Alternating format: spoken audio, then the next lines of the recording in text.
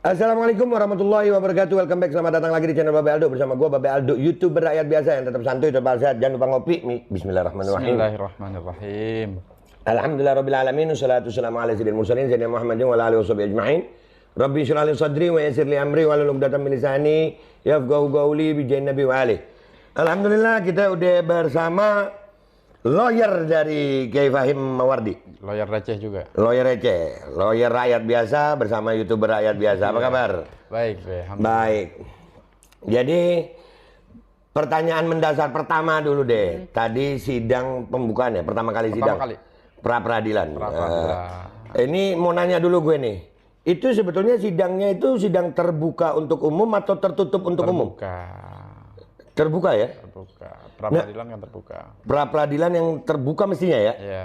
Nah, pertanyaan buat PN Jember ini. Pertanyaan pertama udah. Kalau memang terbuka, kenapa tadi kita nggak boleh masuk ya? Nah, begini. Tadi saya sudah sampaikan ada beberapa keluarga juga yang ingin mendampingi dan melihat proses pra peradilan ini. Cuma dibatasi 4 orang dengan banyak pertimbangan. Salah satunya bisa lihat secara virtual gitu katanya tadi. Tapi tidak ada ya secara virtual. Yang kedua, karena kondisi juga masih ini Mas Abaib, masih pandemi juga. Apa pandemi? Minta maaf, masa PN nggak tahu? Masa pengadilan negeri nggak tahu PPKM udah dicabut? Pak Presiden udah cabut PPKM. Betul. Udah nggak ada kedaruratan PPKM, udah nggak ada. Ya berarti kapan lagi sidang tuh? Senin. Senin. Agendanya replik. Agendanya replik. Berarti Senin kita akan mencoba masuk lagi.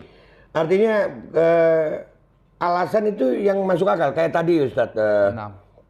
Kita ada sedikit insiden. Oh gitu? Ya, ada sedikit insiden. Waktu kita mau masuk, itu kami ditegur oleh satpam, security ya. Karena kami pakai topi. Ini topi? Nah, artinya gini, aturan ini ada. Kami adalah orang-orang yang tahu aturan gitu. Bukan berarti kami nggak tahu aturan terus masuk nyelonong. Enggak. Kami tahu aturan. Tapi jangan dibuat aturan yang nggak ada di aturan gitu. Nah, seperti topi, kami tahu kalau mungkin di dalam ruang sidang mungkin ya, hakim boleh itu menegur kita, hakim yang menegur. Hakim, bukan security. Bukan security. Security nggak boleh menegur di dalam ruang sidang, nggak boleh. Hakim ya. Nah, kalau di luar ruang sidang nggak apa-apa pakai topi. Bahkan beberapa persidangan, contoh Bang Egy Sujana di dalam persidangan juga pakai pet. Apa bedanya penutup kepala topi, kopiah? Penutup kepala saya rasa nggak dilarang itu. Itu di dalam ruang sidang loh. Yang bisa melarang ya hakim karena hakim berkuasa. Tapi kalau security ya jangan arogan juga gitu kan. Nah, ini sekarang kita mau tahu ini aturan sidang terbuka atau tertutup, kenapa nggak boleh masuk ini? Nah, jadi tadi juga kami sayangkan juga ya kenapa kok beberapa keluarga ini dihalangi masuk. Cuma kami kan selaku penasihat hukum normatif saja. Saya pikir pengadilan pengadilan negeri Jember ini punya alasan yang cukup untuk itu. Makanya tapi tetap hari Senin kita minta izin. Kita akan izin ke majelis bahwasanya ini akan biar masyarakat tahu. Iya. Kita akan ditayangkan secara live streaming bagaimana dan tidak menduga-duga juga masyarakat apa yang terjadi. Jadi secara garis besar tadi yang pertama kita sudah bacakan yang namanya permohonan itu. Secara komprehensif satu persatu sudah kita bacakan. Dan hari itu juga tadi sudah ada jawaban dari pihak Polres. Udah ada jawaban ya? Jadi tinggal hari Senin replik, terus kemudian ada duplik, kemudian pembuktian. Pembuktian itu termasuk saksi-saksi. Saksi-saksi. Oke. Baik, jadi insya Allah hari Senin mudah-mudahan kita bisa usahakan kita ada live streaming di sana. Dan karena ini sidang terbuka untuk umum, tidak semestinya pihak pengadilan negeri Jember menutup dari insan pers. Karena pemberitaan seperti ini, ayolah, kita sama-sama terbuka gitu. Yang salah yang mana? Kan ini sidang. Iya, sidang. Sidang itu kan nggak milih-milih kita. Nggak boleh ada keberpihakan. Tidak boleh ada keberpihakan dalam persidangan. Ya, karena hukum adalah panglima tertinggi. Iya. Jadi mudah-mudahan Senin. Kira-kira Senin replik udah disiapkan semuanya, Ustaz? Sudah. Draft-draftnya sudah. Sudah draft. Ada yang sangat substansi sih sebenarnya. Ada ya. Ada. Jangan dulu deh, disimpan dulu. Iya. Iya, biar ada kejutan hari Senin gitu. Tapi apakah antum yakin? Ya. Ini begini nih. Ini gua harus jelasin dulu nih. Ada sekelompok dari masyarakat Indonesia itu yang sudah merasa pesimis. Percuma proses, toh ujung-ujungnya begitu juga. Ya ada. Ada yang tetap optimis. Ada yang tetap optimis, ya kita namanya berusaha. Antum melihat kasus Fahim sendiri ini, antum berada di mana? Nah, posisinya ya. Iya. Nah, kalau Ana tetap optimis, Ana sangat optimis karena acuan Ana kan aturan di pasal 77 dan 33 KUHP itu tentang penggeledahan dan tentang penetapan tersangka dan lain sebagainya, penangkapan dan lain sebagainya, itu yang kita bedah. Tentunya kita berharap satu ini hakimnya memiliki kredibilitas, juga hakimnya juga hakim yang dijaga oleh Gusti Allah sehingga nanti bisa menilai secara objektif. Keyakinannya itu yang kita perlukan nanti. Iya. Ini gue belum pernah hadir sidang pra peradilan sih. Di pra peradilan itu hakim ada berapa? Satu ya. Hakim tunggal ya berarti. Tunggal. Bukan 3 hakim ya. Kalau sidang pidana kan biasanya 3. Itu dan cepat estafet itu 7 hari udah selesai. 7 hari udah selesai. Jadi ketemu hari Senin ya. Hari Senin. Ya, ada pesan-pesan buat yang nonton mungkin? Jadi gini. Kan ini sidang pra peradilan nih. Iya. Biar tidak terjadi opini, sangkaan yang macam-macam yang liar, yuk hadir aja ke pengadilan sehingga yang muncul ke media atau orang-orang yang hanya menduga-duga itu tidak berstatement seliar itu seperti yang kemarin-kemarin. Tapi udah mulai countdown kayaknya. Iya, enggak, tapi gue tetap mau mudah-mudahan ada tindakan hukum ya, artinya supaya memberikan pelajaran gitu. Iya. Antum catat aja nama-nama yang kemarin ngomongin cabul, ngomongin ini, catat aja. Iya. Catat aja supaya jadi pelajaran. Artinya yang seperti ini harus diberikan peringatan. Betul. Supaya kedepannya nggak begitu lagi. Ya, sudah berapa kali saya sampaikan itu, bahwasanya kita itu menganut asas equality before the law. Jangan samakan yang terpidana dengan yang masih dalam sangkaan. Ini kan masih sangkaan kan gitu kan. Kita punya asas juga presumption of innocence juga. Jangan. Jadi ini yang terjadi. Kemunculan gue di Jember untuk langsung hadir tabayun masalah ini itu bukan untuk membela Fahim sebenarnya. Ya, betul. Bukan, tapi lebih ke arah sebagai penyeimbang opini. Jangan sampai opini liar di masyarakat, gila sampai sekelas ada salah satu TV swasta ikut memberitakan cabul. Wow. TV swasta, dan itu pemberitaannya mencabuli sekian banyak santri. Dan itu ada di title, di judul utama. Ada di judul utama itu. Bagaimana sebagai insan pers kalian bisa memberitakan itu tanpa kalian harus datang ke sini? Iya, betul. Padahal kita yang cuman YouTuber rakyat biasa yang punya kartu pers yang juga dilindungi undang-undang pers, itu sampai seperti ini gitu. Kita mau datang, kita mau lihat langsung apa yang terjadi. Toh ternyata kemarin kita udah bahas di BAP berapa korban? Di BAP itu satu. BAP tersangka yang Fahim. Iya, BAP-nya Fahim ini 1 korban. Itu yang memberitakan belasan santri, sampai beberapa santri. Itu gimana tanggung jawab kalian itu? Kok bisa berita begitu? Dan korban itu ternyata diduga dinikahi ya. Nah, ini artinya kalian siap-siap deh. Pesan gue nih, kalian mau benci silahkan. Kalian mau cinta silahkan. Tapi tolong, kecintaan kalian dan kebencian kalian jangan sampai menutup mata kalian dari kebenaran. Orang yang kita cinta bisa salah. Orang yang kita benci juga bisa benar. Jangan gara-gara cinta kalian nutupin kesalahan orang yang kalian cintai. Betul. Dan jangan juga karena benci kalian memaksa orang itu salah karena kebencian kalian. Jangan begitu. Betul. Ya, jadi gimana? Nah, ini yang paling penting juga. Bahwasanya proses peradilan ini sebagai wadah untuk menguji, ini tidak masuk ke materi, belum salah atau tidak, jauh sekali itu masih. Jadi ini yang perlu dipahami oleh masyarakat, bahwa pra-peradilan ini adalah sarana untuk menguji apakah yang dilakukan oleh pihak kepolisian dalam hal ini Resort Jember itu sudah sesuai dengan aturan. Itu saja, itu di bold itu, dicatat itu. Ya, jadi kalian jangan salah paham. Pra-peradilan ini bukan masuk ke substansi kasus. Bukan, tapi bagaimana proses penangkapan Fahim ini sudah sesuai dengan hukum apa enggak? Betul. Kalau analoginya analoginya ibaratkan pra-peradilan ini orang mau sholat, wudhunya. Wudhunya. Nah, jadi kalau wudhunya ada yang tidak terpenuhi, jangan coba-coba masuk ke. Jangan sholat. Jangan sholat, wudhunya aja belum sah gitu. Nah, gimana Fahim mau langsung diputuskan bersalah? kalau proses penangkapannya aja masih perlu diuji. Nah, Iya. cuma yang bikin saya hati saya teriris, kenapa media sedemikian masifnya membahas pokoknya. Iya. Oh, pokoknya aja belum tersentuh. Ini baru materi. Baru Nah, formilnya.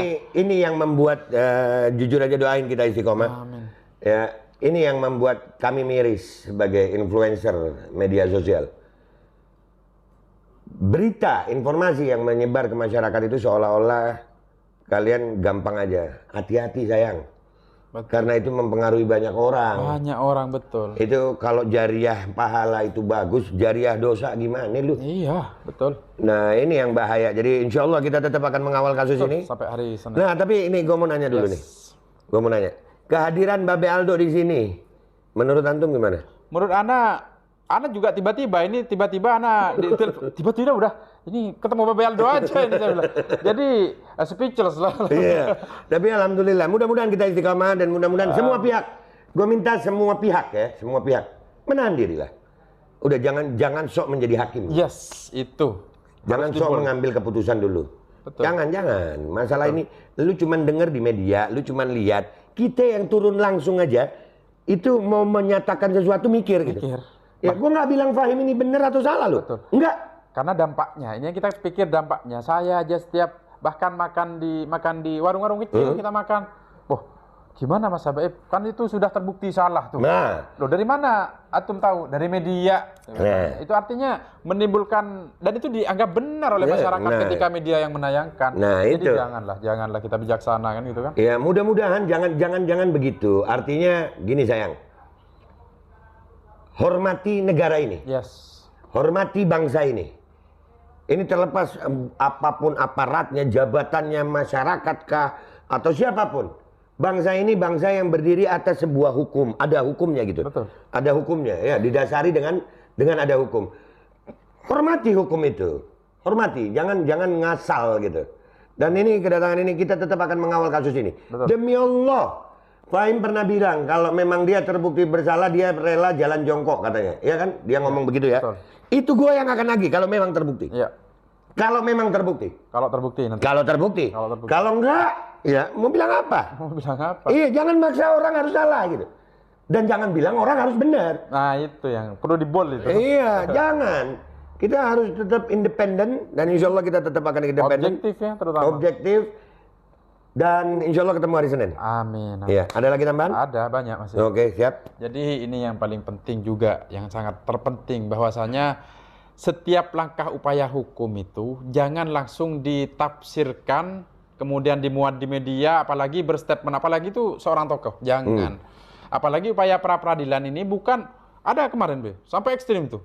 Upaya perlawanan. Mau lawan siapa kita orang? Kita ini orang kecil kan gitu kan. Terus yang kedua, setelah upaya perlawanan, upaya untuk untuk melawan lah, itu intinya. Melawan hukum. Bukan. Justru pra peradilan ini wujud kecintaan kita terhadap institusi Polri untuk mengoreksi. Jangan sampai ada yang salah ketika lo melakukan sesuatu. Iya. Itu. Dan itu kan bukanlah hal yang baru sebenarnya. Iya, kalau di Jakarta biasa. Iya, bukan gitu kecurigaan seseorang terhadap proses yang dilakukan oleh institusi ini. Minta maaf gua kepada Polri, mudah-mudahan Polri bisa bersih dari oknum-oknum sehingga masyarakat pun bisa percaya gitu. Betul. Baru kemarin nih. Kan ada tuh anggota polisi peras polisi. Aduh. Ada. Tembak polisi. Polisi tembak polisi ada, polisi peras polisi ada, Kapolres pukuli anak buah ada. Ini ada dan terjadi dan ditampakkan. Jadi wajar aja kalau ada pra peradilan ini. Betul, itu wujud koreksi dan itu sebenarnya harus diapresiasi karena ada loh orang yang masih mau cinta ke Polri untuk mengoreksi kan begitu harusnya. Dan yang paling utama adalah masyarakat harus tahu. Kepolisian ini adalah institusi untuk membongkar kasus. Betul. Bukan menutupi kasus. Iya, harus dibol itu. Iya. Kepolisian ini adalah lembaga institusi andalan negara ini untuk membongkar kasus kejahatan. Bukan justru sebaliknya polisi nutupin kasus kejahatan. Kan nggak begitu. Apalagi sampai nyari-nyari. Iya, artinya di saat pemberitaan ini ada, mestinya ngapain kita bingung? Iya. Iya, Santuy saja. santuy aja gitu. Ya kasih tahu masyarakat, ini kejadiannya, ini kejadiannya gitu. Jangan ada ditutupin gitu. Bahkan ada tokoh yang bilang tokoh ini, wah pra peradilan itu upaya gertakan saja, Bagaimana kalau didengar rakyat kecil kan itu dijadikan kebenaran? Loh, kalau itu unconscious mind mereka kan? Gini, kalau umpamanya itu mau dipasalkan hukum bisa loh. Bisa. Penghinaan terhadap Polri. Penghinaan. Penghinaan kok Polri bisa digertak? Penghinaan. Iya, gimana sih kita mau gertak Polri? Kita ketemu Pak Polisi sopan-sopan loh. Betul. Iya, nggak boleh, kurang Nggak ajar. boleh, Apalagi gertak-gertak. Iya, nggak boleh ya. Makanya harus pra peradilan ini agar tidak terjadi opini yang liar di masyarakat hadir di sidang. Hadir, datang aja. dengerin. Ngapain? Betul. Kan dan insya Allah Senin mudah-mudahan umur panjang sehat afiat kita hadir insya Allah. Hadir, alhamdulillah. Iya. Hadir dan subhanallah sidangnya lancar-lancar saja. Lancar saja. Bahkan tidak ada seperti yang dibayangkan mereka itu. Nggak ada. Jadi mungkin besok gua kalau Senin hadir mungkin nggak pakai topi kali ya. Pakai gue apa namanya nih? Torbus. Torbus boleh atau pakai gamis kali gue ya. Boleh. Boleh begitu ya? Boleh ya. Karena ada klausulnya sopan. Sopan iya.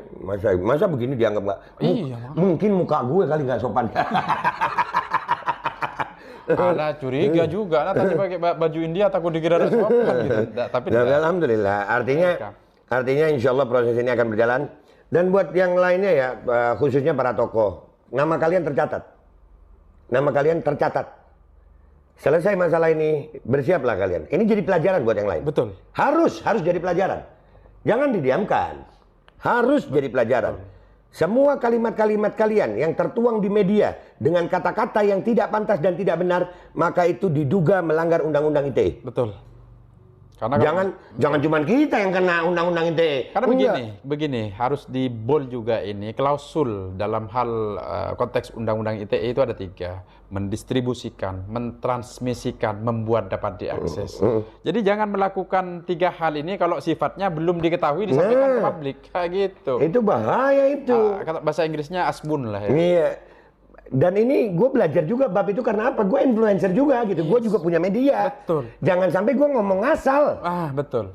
Iya, apalagi kalau tokoh. Kasihan, makanya tokoh belajar hukum juga. Itu sepakat, iya. Sepakat. Tapi nama-nama tokoh itu ada ya? Ada. Ada semua ya, lengkap dengan pemberitaannya ya? Lengkap dengan pemberitaannya yang bahkan kemarin viral itu. Tokoh X meminta Polres untuk hukum kebiri dan hukum mati. Mana ada ancaman hukuman begitu itu di undang-undang tentang perlindungan anak? Ada. Yang lebih lucunya lagi, yang dikatakan korban ternyata nggak korban. Iya itu. Itu ada beberapa korban kan, ada 11, 15 ada pemberitaan itu. Ternyata 1 ya? 1. Di BAP-nya tersangka. Nah, siap-siap aja deh lu ya. Pokoknya simpen aja dulu nama-namanya. Ya, jangan berhenti. Enggak, kita harus melakukan gini. Di saat kita membiarkan orang berbuat salah, itu artinya sama aja kita membiarkan kesalahan itu merajalela. Enggak, kita nggak mau begitu. Enggak, kita tetap harus... kasihan masyarakat juga. Iya, kasihan masyarakat. Karena masyarakat itu pasti langsung ditelan. Apalagi yang dianggap seorang tokoh apa gitu, ada title-nya. Nah, itu nanti tokoh itu akan kita bahas itu. Selesai pra peradilan kita akan bahas tokoh bahas satu-satu sudah. Kita akan bahas tokoh itu dan kita akan melakukan tindakan hukum. Betul. Sepakat saya. Mi'ah fil mi'ah. Mi'ah fil mi'ah. Ada lagi buat penutup? Itu. Oke guys, karena beliau sudah itu, maka gue minta maaf kalau ada salah. Sampai jumpa di konten-konten gue berikutnya. Dan tetap santuy, tetap akal sehat guys. Jangan ada kebencian, jangan ada kecintaan. Lu mau cinta kalau dia salah ya tetap salah. Karena Nabi SAW mengatakan, "Lau kana Fatimah bintu Muhammad sarak lakatatu yadaha." Atau kama qala Nabi SAW. Kalau Fatimah bintu Muhammad, anak beliau sendiri SAW, melakukan pidana pencurian, maka beliau yang akan menghukum dengan memotong tangannya. Artinya hukum ditegakkan bukan karena kelompok. Yes. Wabillahi taufiq wal hidayah, warahmatullahi wabarakatuh. Walakum minkum. Assalamualaikum warahmatullahi wabarakatuh. Syukran. Syukran. Afwan.